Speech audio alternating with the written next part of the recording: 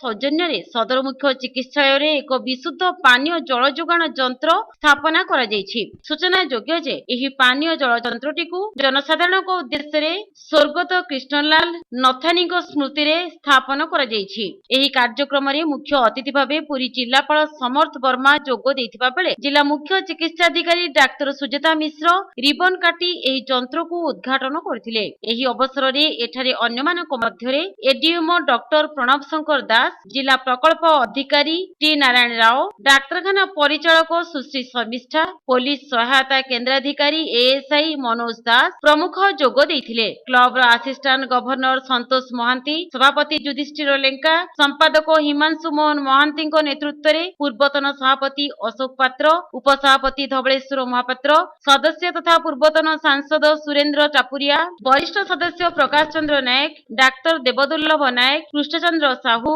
श्यामकाना पट्टनायक, हरिहर खुंटिया, दिलीप त्रिपाठी, श्यामसुंदर महापात्र, अरुण गजेन्द्र, चंदन पात्र, राजदीप घोष, लक्ष्मीकांत नंद प्रमुख जोगदे कार्यक्रम को परिचालना करथिले।